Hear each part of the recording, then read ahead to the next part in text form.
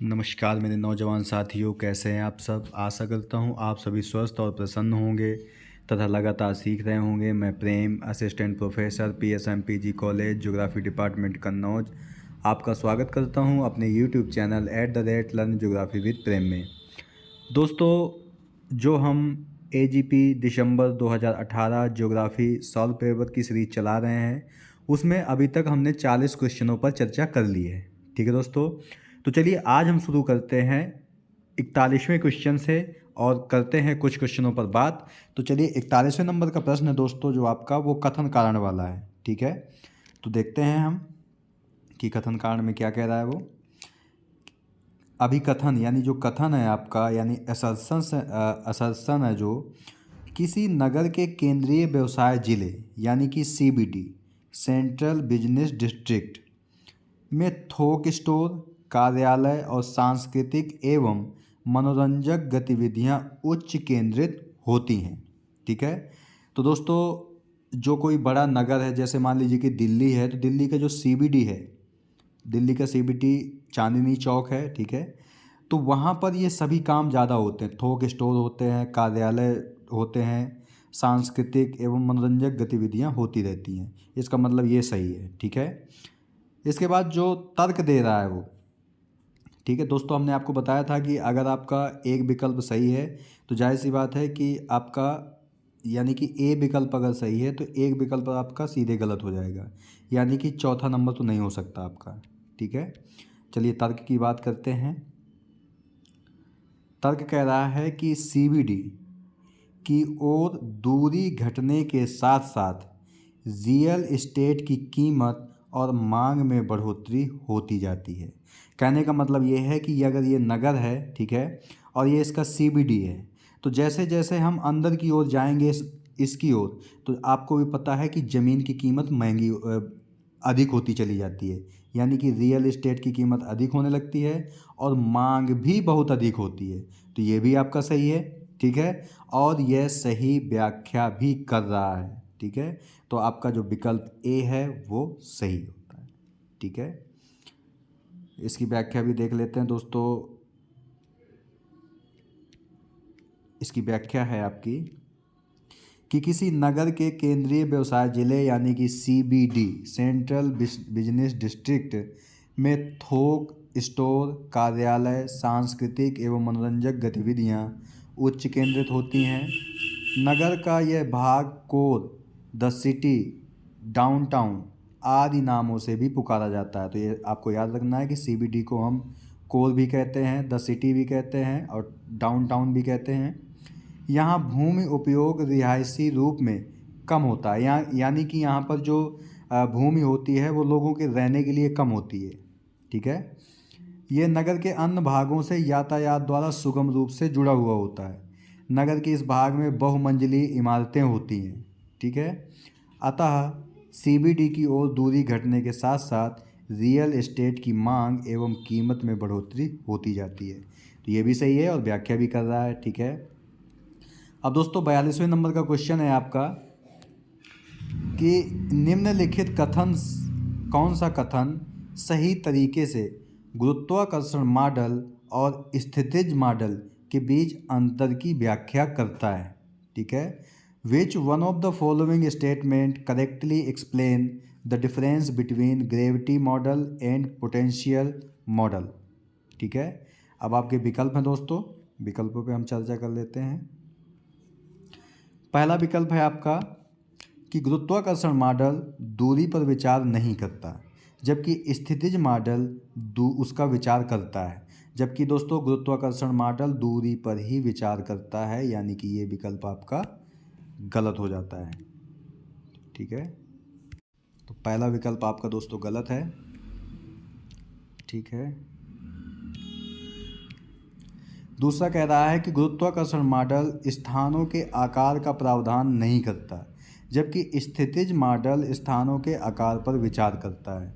जबकि जो गुरुत्वाकर्षण मॉडल है वो स्थानों के आकार पर विचार करता है, यानी कि ये भी विकल्प गलत है। ठीक है, तीसरा कह रहा है कि गुरुत्वाकर्षण मॉडल एक बार केवल दो स्थानों से संबंधित है, जबकि स्थितिज मॉडल अनेक स्थानों के बीच अंतःक्रिया पर आधारित है। ठीक है, चौथा विकल्प हम देख लेते हैं कि गुरुत्वाकर्षण मॉडल और स्थितिज मॉडल दोनों एक समान हैं। तो दो मॉडल दोस्तों एक समान नहीं हो सकते, इसका मतलब चौथा विकल्प भी गलत है, तो आपका तीसरा विकल्प सही है। ठीक है दोस्तों, एक इसकी व्याख्या, अगर हम व्याख्या पे बात करें तो गुरुत्वाकर्षण मॉडल या स्थितिज मॉडल नगर के प्रभाव क्षेत्र की व्याख्या करते हैं। तो ये भी आपको याद रखना है कि प्रभाव क्षेत्र की व्याख्या के लिए गुरुत्वाकर्षण मॉडल दिया गया और स्थितिज मॉडल भी दिया गया। ठीक है, और ये प्रभाव क्षेत्र की व्याख्या करने की सांख्यिकीय विधियाँ, ये दोनों मॉडल भौतिक विज्ञान पर आधारित है। गुरुत्वाकर्षण अथवा अंतःक्रिया प्रतिमान का प्रतिपादन, ठीक है, गुरुत्वाकर्षण अथवा अंतःक्रिया प्रतिमान भी इसका दूसरा नाम है। किसने किया था प्रतिपादन? H.C. कैरी महोदय ने किया था 1958-59, ठीक है, द्वारा किया गया। इस मॉडल में दो नगरों के प्रभाव क्षेत्र को व्याख्यायित करता है। ठीक है, यानी कहने का मतलब ये है कि एक नगर अगर ये है और दूसरा नगर ये है, तो ये प्रभाव क्षेत्र की व्याख्या करते हैं कि मान लीजिए ये ए नगर है, ये बी नगर है, तो ये प्रभाव की व्याख्या करते हैं कि ए नगर का प्रभाव कहाँ तक है और बी नगर का प्रभाव कहाँ तक है। ठीक है, तो अंतःक्रिया प्रतिमान या गुरुत्वाकर्षण मॉडल किसने दिया? H.C. कैरी ने। इस मॉडल के अनुसार किसी नगर के प्रभाव क्षेत्र का विस्तार उसके आकार यानी कि जनसंख्या और दूरी यानी कि समीप के नगर से पर निर्भर करता है। ठीक है, यानी कहने का मतलब दोस्तों ये है कि नगर का आकार जितना बड़ा होगा उसका प्रभाव क्षेत्र भी उतना बड़ा होगा। ठीक है, यानी आकार कह सकते हो, जैसे जनसंख्या भी कह सकते हो, यानी किसी नगर की जनसंख्या या आकार जितना ज़्यादा होगा उसका प्रभाव क्षेत्र भी उतना ज़्यादा होगा। ठीक है, और नगर के समीप दूरी जितनी कम होगी या समीप होगा कोई क्षेत्र, उतना ही प्रभाव भी ज़्यादा होगा। यानी कि नगर से दूरी बढ़ने के साथ साथ उसका प्रभाव कम होता चला जाता है। ठीक है, तो यही कह रहा है। तो H.C. कैरी महोदय ने निम्न एक सूत्र दिया था इसे व्याख्यात करने के लिए, I बराबर P1 P2 बटे D। ठीक है, जहाँ जो I है वो दो नगरों यानी P1 और P2 के बीच की सापेक्षिक संबंध बता रहा है। ठीक है, P1 बड़े नगर की जनसंख्या, P2 छोटे नगर की जनसंख्या और D दोनों नगरों के बीच की रेखीय दूरी। ठीक है, तो दोस्तों ये चीज़ें आपको याद रखना है क्योंकि अब आपसे सवाल भी पूछ लिए जाते हैं इसी प्रकार से। ठीक है, तो ये आपको याद रखना है। स्थितिज मॉडल अनेक स्थानों के बीच अंतःक्रिया पर आधारित है। तो ये आपको डिफरेंस याद रखना है कि जो गुरुत्वाकर्षण मॉडल है वो दो स्थानों की बात करता है यानी ए और बी की बात करता है, लेकिन जो स्थितिज मॉडल है वो अनेक स्थानों के बीच अंतःक्रिया पर आधारित है। इनमें नगरों के प्रभाव क्षेत्र को जानने के लिए दो से अधिक नगरों को लिया जाता है। तो ये भी आप याद रखेंगे। ठीक है दोस्तों, यहाँ पे बगल में कुछ लिखा है, the geography of state policies किसकी पुस्तक है? तो J.R.B. प्रेसक्रॉट, ये आपको याद रखना है। क्या नाम है? The geography of state policies J.R.B. प्रेसक्रॉट की है ये वाली पुस्तक। ठीक है, तो ये आपको याद रखना है। चलिए चलते हैं अगले प्रश्न पर। दोस्तों 43वें नंबर का क्वेश्चन है आपका। ठीक है, इसमें सही मिलान करना है। एक तरफ ऐतिहासिक अवधि दी गई है यानी कि हिस्टोरिक पीरियड दिया गया है, दूसरी तरफ अवधि दी गई है यानी कि ड्यूरेशन दिया गया है। ठीक है, तो इस क्वेश्चन पे हमने आपको बताया है कि जब इस प्रकार का प्रश्न आता है तो इसमें आपको एक या सही पता होना चाहिए या एक गलत पता होना चाहिए, तो आप आंसर तक पहुंच जाएंगे आराम से। ठीक है, जैसे मुग़ल जब आए थे तो मुग़ल आने का समय था 1526 से 1800 तक, क्योंकि आपको पता है कि 1526 में ही पानीपत का प्रथम युद्ध हुआ था। ठीक है, जब बाबर आया था और उसने मुग़ल वंश की स्थापना की थी। तो एक का दो है। ठीक है, प्रागैतिहासिक ये 2350 से लेकर 1800 ईस्वी तक है। सॉरी, ईस्वी नहीं है यहाँ पे, BC है, यानी कि ईसा पूर्व तक है, बिफोर क्राइस्ट। ठीक है, पूर्व ऐतिहासिक यानी ईयरली हिस्टोरिकल ये 600 से ईसा पूर्व से 500 ईस्वी तक है। अब मध्यकाल 600 से 1800 तक चलता है। ठीक है, मान लीजिए हमें एक पता है कि मुग़ल यानी कि एक का दो सही है, तो चलिए हम विकल्प पे चलते हैं किसमें एक का दो दिया हुआ है। तो दोस्तों केवल और केवल आपका चौथे विकल्प में है 1 का 2, यानी आपको पूरा पढ़ने की ज़रूरत ही नहीं है, आपका चौथा विकल्प सही है। ठीक है, तो इसे आप मैच करा के देख लेंगे। हम अगले क्वेश्चन पर चलते हैं। वर्ष 2011 में निम्नलिखित संघ राज्य, यानी कि जो भारत में केंद्र शासित प्रदेश हैं, यानी कि यूनियन टेरिटरीज हैं जो आपकी, इस समय कितने केंद्र शासित प्रदेश हैं? 8 हैं। ठीक है, और राज्य कितने हैं? 28, यानी कि टोटल 36। ठीक है, तो जो संघ क्षेत्रों में सर्वाधिक शहरीकृत राज्य कौन सा था? शहरीकृत का मतलब है कि ऐसा कौन सा केंद्र शासित प्रदेश था जहाँ पर सबसे अधिक लोग शहरों में रहते हैं। नंबर 1 लक्षद्वीप, दूसरा दमन और द्वीप, तीसरा पौंडचेरी और चौथा है आपका दिल्ली, यानी कि राष्ट्रीय राजधानी क्षेत्र। ठीक है, तो दोस्तों विकल्प से ही आपको लग रहा होगा कि दिल्ली एनसीआर क्षेत्र जो है, यानी कि नेशनल कैपिटल रीजन्स जो है, वहीं पर सबसे ज़्यादा शहरों में लोग रहते हैं। ठीक है, तो इस चीज़ को आप दोस्तों क्रम आपको याद रखना है, क्योंकि क्रम हमेशा पूछता रहता है आपका जनसंख्या से। ठीक है, तो शहरीकृत में यहाँ पे दिया गया है कि दिल्ली में 97.5% लोग शहरों में रहते हैं, चंडीगढ़ में 97.3%, लक्षद्वीप में 78.1%, दमन द्वीप में 75.2%। ठीक है, पौंडचेरी में 68.3%। अब दोस्तों दमन द्वीप और दादर नागर हवेली को मिलाकर के एक ही बना दिया गया है। ठीक है, और इसके बाद अंडमान निकोबार, यानी सबसे कम लोग शहरों में अंडमान निकोबार में रहते हैं, 37.7%। तो ये चीज़ भी आपको याद रखनी है। इसके बाद दोस्तों एक क्वेश्चन आपका ऊपर दिया हुआ है, उसे हम पहले देख लेते हैं कि महाद्वीपीय विस्थापन सिद्धांत किसने दिया? तो स्पाइडर ने दिया था, लेकिन बाद में टेलर और वेगनर ने इस पर काम किया, इसलिए महाद्वीपीय विस्थापन सिद्धांत माना जाता है कि वेगनर महोदय ने दिया था। ठीक है, इसके बाद दोस्तों आपका 45वें नंबर का क्वेश्चन है, जो उसमें भी मैच कराने के लिए दिया गया है। एक तरफ कूट दिए गए हैं आपके, ठीक है, यानी कि मैच कराने के लिए। दोस्तों ये क्वेश्चन आपका पिछले एग्जाम में भी पूछा गया था, उस पर भी हमने चर्चा की थी, तो यहाँ पे भी हम देख लेते हैं इस पर क्या है कि कोहार्ट क्या है?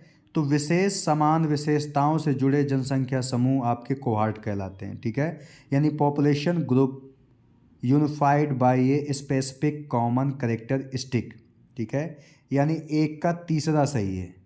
ठीक है, तो एक ही विकल्प से हम देख लेते हैं कि क्या हम सही आंसर तक पहुंच सकते हैं। 1 का तीसरा है किसी विकल्प में दोस्तों, तो केवल और केवल दोस्तों आपका तीसरा विकल्प ही ऐसा है जिसमें 1 का तीसरा सही है, यानी आपको पूरा देखने की ज़रूरत भी नहीं है। ठीक है, एक ही आपको आंसर पता है तो आप उसी से पहुंच सकते हैं। चलिए हम व्याख्या भी देख लेते हैं इसकी। तो दोस्तों जो कोहार्ट है, उसमें कोहार्ट का अर्थ है कि ऐसा जनसंख्या समूह से है जो विशिष्ट सर्वमान्य विशेषता द्वारा एकीकृत है, यानी कि ये जो समूह है इनकी विशेषताएं एक जैसी ही हैं। कुल प्रजनन दर क्या है? यानी कि TFR, टोटल फर्टिलिटी रेट, किसी स्त्री द्वारा गर्भधारण काल, ये भी दोस्तों आपको याद रखना है कि एक स्त्री का गर्भधारण काल कितना होता है, तो 15 से 59 वर्ष तक होता है। ठीक है, में 1 वर्ष में औसत जीवित बच्चों के जन्म को कुल प्रजनन दर कहते हैं। ठीक है, निर्भरता अनुपात क्या है? यानी कि डिपेंडेंसी रेशियो। कुल आश्रित कौन हो सकते हैं? बूढ़े हो सकते हैं और बच्चे हो सकते हैं। ठीक है, कुल आश्रितों को कुल कार्यशील जनसंख्या यानी आयु समूह के बीच के अनुपात को आश्रितता दर यानी निर्भरता अनुपात कहते हैं। इसका सूत्र है निर्भरता अनुपात बराबर कुल आश्रित जनसंख्या और कुल कार्यशील जनसंख्या। ठीक है, बटा कुल कार्यशील जनसंख्या, ये निर्भरता अनुपात है। जनसंख्या पिरामिड क्या है दोस्तों? पहले तो आपको यही याद रखना है कि जनसंख्या पिरामिड दिया किसने था, तो W थॉमसन तथा आर्थर लेविस ने दिया था इसे। ठीक है, तो जनसंख्या पिरामिड किसने दिया? W थॉमसन और आर्थर लेविस ने। उनके अनुसार जब किसी देश की जनसंख्या की आयु और लिंग संरचना को, दोस्तों ये भी आपको याद रखना है कि जनसंख्या पिरामिड में क्या दिखाते हैं, तो आयु और लिंग संरचना, ठीक है। और प्रतिपादन किसने किया था, थॉमसन और आर्थर लेविस ने, ठीक है। तो जब जनसंख्या की आयु और लिंग संरचना को एक स्थान पर एक साथ ग्राफ में अंकित किया जाता है तो इनमें एक्स अक्ष पर व्यक्तियों की संख्या और वाई अक्ष पर उनकी आयु प्रदर्शित की जाती है, ठीक है। यानी कहने का मतलब है कि जब ग्राफ ऐसे बनता है आपका, तो ये आपका एक्स अक्ष है तो यहाँ पर व्यक्तियों की संख्या, ये आपका वायु अक्ष है तो यहाँ पर आपकी आयु प्रदर्शित की जाती है, ठीक है। एक्स अक्ष पर बाएं तरफ पुरुष तथा दाएं तरफ स्त्रियों को प्रदर्शित किया जाता है। बीच में लंबवत रेखा शून्य या मूल बिंदु को प्रदर्शित करती है, ठीक है। यानी कि जब इस प्रकार आपका ग्राफ बनता है तो ये आपकी मूल रेखा होती है, इस तरफ आपको स्त्रियों को दिखाया जाता है और इस तरफ पुरुषों को दिखाया जाता है, ठीक है। तो ये आप चीज़ें याद रखनी है। सॉरी दोस्तों, बाएं तरफ पुरुषों को दिखाया जाता है और दाएं तरफ स्त्रियों को दिखाया जाता है, यहाँ पे लिखा है आप देख सकते हैं, ठीक है। चलिए हम चलते हैं अगले क्वेश्चन पर। अगला क्वेश्चन है दोस्तों आपका 46वें नंबर पर। यहाँ पर भी आपको मिलान ही करना है, ठीक है। एक तरफ मॉडल यानी अवधारणा दी गई है, दूसरी तरफ परिभाषा दी गई है, ठीक है। तो इसे हम देख लेते हैं कि सेक्टर मॉडल, वैसे हमने दोस्तों लिख दिया है यहाँ पे सेक्टर मॉडल, यानी इसके लिए चौथा विकल्प सही है, ठीक है। तो चलिए हम सीधे क्वेश्चन पर आंसर तक ही पहुँचते हैं कि 1 का 4 किस में है, ठीक है। इसके बाद हम व्याख्या देख लेंगे। तो 1 का 4 केवल आपके तीसरे विकल्प में ही है, यानी कि तीसरा विकल्प आपका सही है, ठीक है।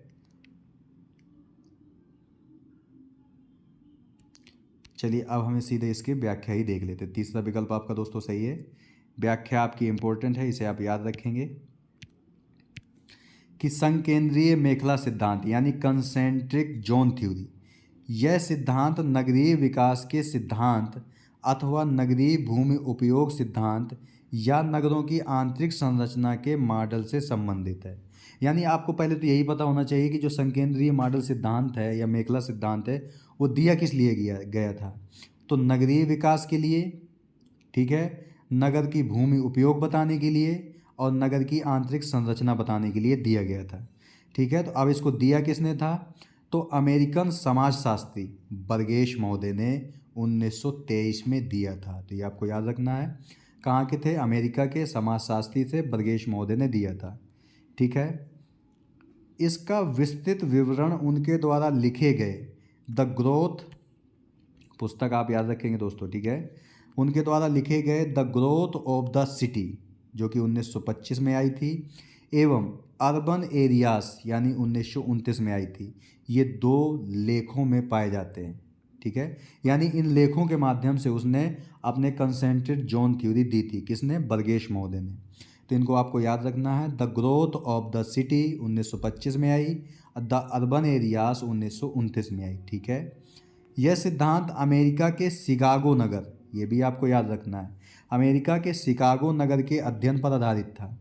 इस सिद्धांत के अनुसार किसी नगर का केंद्र से बाहर की ओर फैलाव अरीय रूप में यानी 5 संकेंद्रीय वलयों के रूप में होता है, ठीक है। तो ये भी आपको याद रखना है, कितने वलयों के रूप में, 5, ठीक है। तो अब 5 वलय हैं दोस्तों, तो आगे भी बताया गया है इसमें, ये आपको दिखाया गया है चित्र, ठीक है। इस चित्र के माध्यम से दिखाया गया है, ये संकेंद्रीय पेटियां हैं। तो ये क्या बताती हैं कि जो प्रथम पेटी है जो कि सेंटर में है, ये वाली, ठीक है, तो केंद्रीय व्यापार क्षेत्र यानी सेंट्रल बिजनेस डिस्ट्रिक्ट को बताती है, ठीक है। अभी हमने CBD के बारे में विशेषता ऊपर भी देखी थी, तो आप समझ सकते हैं कि सेंट्रल बिजनेस डिस्ट्रिक्ट में होता क्या है। दूसरी पेटी संक्रमण क्षेत्र है, ठीक है। तीसरी पेटी स्वतंत्र कर्मियों का आवासीय क्षेत्र है, यहाँ लोग रहते हैं। चतुर्थ पेटी श्रेष्ठतर आवासीय क्षेत्र है, यहाँ बड़े बड़े लोगों के मकान होते हैं, हवेली जिसे बोलते हैं आप, ठीक है। और पंचम पेटी अभिगमन क्षेत्र है यानी कम्यूटर जोन है। दोस्तों ये आपको क्रम याद रखना है कि किस पेटी में क्या दिया गया है, ये आपको याद रखना है, ठीक है। तो ये था आपका संकेंद्रीय मॉडल। अब इसके बाद है दोस्तों आपका सेक्टर थ्योरी यानी खंड सिद्धांत। यह सिद्धांत भी नगरीय विकास, नगरीय भूमि उपयोग और नगरों के आंतरिक संरचना सिद्धांत से संबंधित है। ठीक है, तो ये भी आपको याद रखना है। इस सिद्धांत का प्रतिपादन अमेरिका के विद्वान होमर हाइट ने 1939 में 142 अमेरिकी नगरों की संरचना के अध्ययन के आधार पर किया था। ठीक है, तो ये आपको याद रखना था कि सेक्टर सिद्धांत होमर हाइट ने दिया 1939 में, कितने नगरों के अध्ययन के आधार पर 142। ठीक है, यह सिद्धांत हर्ड के अच्छी वृद्धि यानी एक्सियल ग्रोथ की विचारधारा पर आधारित है। इस सिद्धांत के अनुसार नगर में 5 प्रकार के खंड मिलते हैं। उन्होंने क्या बताया था कि 5 प्रकार के वलय मिलते हैं, इन्होंने बताया 5 प्रकार के खंड मिलते हैं। ठीक है, ये मॉडल दोस्तों इस चित्र के माध्यम से मॉडल को भी दिखाने की कोशिश की गई है। ये सेक्टर थ्योरी है। ठीक है, तो वो 5 क्षेत्र कौन से थे इसे हम देख लेते हैं। जो पहला है आपका वो आपका CBD है, यानी कि ये वाला है जो आपका CBD है। ठीक है, दूसरा थोक हल्के वस्तु निर्माण उद्योग, जो दूसरा आपका ये है, ये आपका दूसरा है। यहाँ पर थोक और हल्के वस्तु निर्माण उद्योग है। तीसरा है निम्न वर्गीय आवास क्षेत्र, यानी जो गरीब लोग हैं वो तीसरे भाग में रहते हैं, यानी कि ये वाले भाग में, यहाँ पर, यहाँ पर, यहाँ पर, यहाँ पर। ठीक है, जो चौथा है वो मध्यम वर्गीय आवास क्षेत्र है, यानी कि जिनकी आय मध्यम है। कौन से हैं वो ये वाले क्षेत्र हैं। और उच्च वर्गीय आवास यानी जो सबसे बड़े बड़े लोग हैं, अमीर लोगों की जो कोठियाँ हैं वो इस 5वें भाग में मिलती हैं। तो ठीक है, तो ये आपका सेक्टर थ्योरी थी। आगे देखते हैं। इसके बाद दोस्तों अगला सिद्धांत है आपका बिड रेंट सिद्धांत। ठीक है, इस सिद्धांत के अनुसार रियल एस्टेट की मांग एवं कीमत बदल जाती है जब CBD की ओर दूरी बढ़ती है। यानी कहने का मतलब दोस्तों ये है कि ये अगर नगर है, ये CBD है अगर आपका, तो जैसे जैसे हम CBD से दूर जाते चले जाएंगे तो भूमि की जो कीमत है वो कम होती चली जाएगी और मांग भी कम होती चली जाएगी। और जैसे जैसे हम बाहर से CBD की ओर आएंगे मांग भी बढ़ती जाएगी और कीमत भी बढ़ती जाएगी। ठीक है, तो मांग और कीमत बदल जाती है जब हम रियल एस्टेट की, ठीक है, जब हम CBD की ओर बढ़ते हैं। ठीक है, इसके बाद अगला है आपका केंद्रीय व्यवसाय जिला यानी सेंट्रल बिजनेस डिस्ट्रिक्ट। ठीक है, इसकी विशेषता आप देख लीजिए। किसी नगर का केंद्रीय व्यवसाय जिला नगर का केंद्र होता है जहाँ थोक स्टोर होती है, कार्यालय होते हैं, सांस्कृतिक और मनोरंजक गतिविधियाँ होती हैं, उच्च केंद्रीकृत होती है, यहाँ जनसंख्या बहुत अधिक होती है। ठीक है, इसके बाद 5वां सिद्धांत है आपका दोस्तों बहुनाभिक सिद्धांत यानी मल्टीपल न्यूक्लाई थ्योरी। ठीक है, इस सिद्धांत के विकास का श्रेय हैरी हैस और उलमैन महोदय को 1945 में जाता है। ठीक है, यह सिद्धांत भी दोस्तों नगर के विकास, नगर भूमि के उपयोग और नगर की आंतरिक संरचना की व्याख्या करता है। ठीक है, यानी कि नगर के विकास, नगर की भूमि उपयोग और नगर की आंतरिक संरचना को जानने के लिए 3 सिद्धांत हैं। कौन कौन से? सेंट्रल बिजनेस डिस्ट्रिक्ट जो कि बर्गेश महोदय ने दिया, सेक्टर थ्योरी जो कि होमर हाइट ने दी, और बहुनाभिक सिद्धांत जो कि हैरिस और उलमैन ने दिया था 1945 में। तो ठीक है, तो ये आप चीज़ें याद रखेंगे। चलते हैं हम अगले विकल्प क्वेश्चन की ओर। दोस्तों 47वें नंबर का आपका प्रश्न है कि निम्नलिखित में से कौन सा सिद्धांत क्रिस्टालर मॉडल के नियम के चित्र को प्रदर्शित करता है। ठीक है, तो यहाँ पे आपको दिखाया गया है दोस्तों, बिंदु अगर आप गिनेंगे तो 1 2 3 4 5 6 7। ठीक है, हमने एक बार दोस्तों बताया था आपका कि इन्होंने के 3 मान निर्धारित किए थे, 3 के बराबर K3 K4 K7। ठीक है, K3 जो था वो बाजार को बता रहा था, जो K4 था वो परिवहन को बता रहा था यानी यातायात को। ठीक है, और K जो 7 था वो प्रशासन को बता रहा था। तो जाहिर सी बात है कि यहाँ पे 7 बिंदु हैं, तो ये प्रशासनिक सिद्धांत को बता रहा है यानी एडमिनिस्ट्रेटिव प्रिंसिपल को बता रहा है। ठीक है, तो पहला ही विकल्प दोस्तों आपका सही है। अब हम इसकी व्याख्या थोड़ा कर लेते हैं। केंद्रीय स्थान पर सबसे पहला विचार वान थ्यूनेन ने दिया था। ये चीज़ आपको याद रखनी है दोस्तों कि केंद्रीय स्थान यानी सेंट्रल प्लेस के बारे में सबसे पहले विचार किसने दिया? वान थ्यूनेन महोदय ने 1826 में दिया था। ठीक है।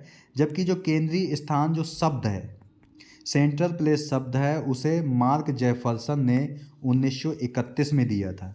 ठीक है। और जबकि केंद्रीय स्थल सिद्धांत ये वाल्टर क्रिस्टालर महोदय ने 1933 में दिया था। तो ये तीनों डिफरेंस आपको याद रखने हैं। ठीक है। तो इन्होंने जिसमें के पदानुक्रम को निम्न से प्रदर्शित किया उन्होंने।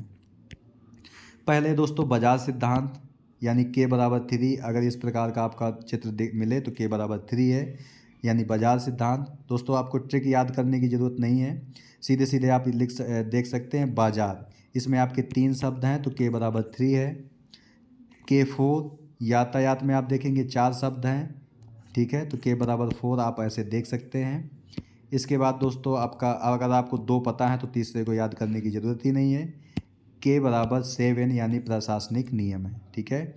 जबकि परिवर्तित के पदानुक्रम लाश द्वारा प्रतिपादित किया गया। तो ये भी आपको याद रखना है कि परिवर्तित के पदानुक्रम का अवधारणा किसने दी थी? तो लॉश महोदय ने दी थी। ठीक है। अब दोस्तों आपका 48 नंबर का प्रश्न है कि निम्नलिखित में से कौन सा मानवीय बस्ती स्थल निम्न चित्र को प्रदर्शित करता है? ठीक है। यानी कि जो ये चित्र आपको दिखाई दे रहा है ये क्या बता रहा है? पूछने का मतलब दोस्तों यही है उसका। तो अगर इस चित्र में आप देखेंगे दोस्तों तो ये कि ये नदी बह रही है। ठीक है। ये ब्रिज बना हुआ है, इस तरफ बस्ती है। तो समझ गए होंगे आपका कि ये ब्रिजिंग बिंदु बस्ती स्थल को दिखा रहा है, ब्रिजिंग पॉइंट सेटलमेंट को दिखा रहा है, क्योंकि नदी बनी हुई है, फिर ब्रिज बना हुआ है, इस तरफ बस्ती बसी हुई है, तो ब्रिजिंग बिंदु बस्ती स्थल को दिखाता है। ठीक है। तो ये आप समझ गए होंगे दोस्तों। रक्षा बस्ती का मतलब बहुत ऐसा होता है कि जहाँ पर एक ऐसी सीमाओं पर जो बस्तियाँ बसती हैं, जैसे भारत और पाकिस्तान के मध्य रेड क्लिफ रेखा है, वहाँ पर बस्ती बनी हो। शुष्क बिंदु बस्ती का मतलब है जो ऊंचाई पर बनी होती है। ठीक है। और आर्द्र बिंदु का मतलब है कि जो पानी के समीप ही बनी होती है आपकी। ठीक है। तो चौथा विकल्प आपका सही है दोस्तों। कुछ चीज़ें दोस्तों ऊपर दी गई हैं, उन्हें भी हम देख लेते हैं कि जो एक्सप्लेनेशन इन ह्यूमन ज्योग्राफी, ये पुस्तक का नाम है। ठीक है। तो ये किसी ने लिखी है? एक्सप्लेनेशन इन ह्यूमन ज्योग्राफी, तो ये सेफर महोदय की है। ठीक है। और social justice and the city, ये डेविड हार्वे की है। तो ये पुस्तकें दोस्तों बार बार आपसे पूछी जाती हैं, तो ये आपको याद रखना है कि एक्सप्लेनेशन इन ज्योग्राफी सेफर की है, social justice and the city ये डेविड हार्वे की है। अब देखते हैं दोस्तों 49वें नंबर का प्रश्न आपका कि 2011 की जनगणना के अनुसार भारत की निम्नलिखित में से किस राज्य समूह की शहरी आबादी 40% से अधिक अंकित की गई? यानी ऐसे 3 राज्य जिनकी आबादी कुल आबादी का 40% धारण करते हैं। ठीक है। तो आपको पता है कि पहले नंबर पर तो उत्तर प्रदेश ही है, सबसे ज़्यादा जनसंख्या यहाँ की 20 करोड़ के आसपास है। ठीक है। इसके बाद में कौन से हैं? तो जब आप दोस्तों ध्यान से देखेंगे, ठीक है, तो गोवा तो आपका हो ही नहीं सकता। ठीक है। तो ये तो सीधे सीधे गलत हो गया। पौंडुचेरी तो छोटा सा है, ये भी नहीं धारण कर सकता 40%, तो ये भी गलत हो गया। ठीक है। अब आप बचते हैं 2 विकल्प बचते हैं, ए और 4। ठीक है। तो जो त्रिपुरा है दोस्तों वो उत्तर पूर्वी भारत का राज्य है और ये छोटा सा राज्य है, तो ये भी नहीं हो सकता। राजस्थान में इतनी जनसंख्या रहती ही नहीं क्योंकि वहाँ पे गर्मी बहुत ज़्यादा रहती है, तो ये भी नहीं हो सकता। तो विकल्प आपका कौन सा सही होगा? पहला, यानी महाराष्ट्र, तमिलनाडु और गुजरात में पूरी भारत की आबादी का 40% जनसंख्या निवास करती है। ठीक है। और कौन सी जनसंख्या? शहरी आबादी, यानी कि 40% जनसंख्या शहरों में रहती है। ठीक है। इस डाटा को दोस्तों याद रखना है आपको कि 2011 की जनगणना के अनुसार राज्यों में 40% से अधिक नगरीय आबादी वाले राज्य निम्न हैं। सबसे ज़्यादा जो आबादी रहती है दोस्तों शहरों में वो गोवा में रहती है 62.2%। इसके बाद मिजोरम में रहती है 52.1%। ठीक है। अगर केंद्र शासित प्रदेशों में बात की जाए तो सबसे अधिक पौंडुचेरी में रहती है 68.3%। ठीक है। एनसीआर में ज़्यादा रहती है 97% के आसपास रहती है। ठीक है। तमिलनाडु में 48.4%, केरल में 47.7%, महाराष्ट्र में 45.2%, गुजरात में 42.6%, सिक्किम में 25.2%, नागालैंड में 28.9%, राजस्थान में 24.9%, त्रिपुरा में 26.2%। ठीक है। इसके बाद दोस्तों आज का लास्ट क्वेश्चन है, ये आपका है 50वें नंबर का प्रश्न कि निम्नलिखित में से कौन सा जननांकीय मानदंड जनसंख्या वृद्धि दर को बताता है, यानी which one of the following demographic parameters represent the population growth rate. ठीक है, पॉपुलेशन ग्रोथ रेट क्या बताता है, तो ठीक है देख लेते हैं।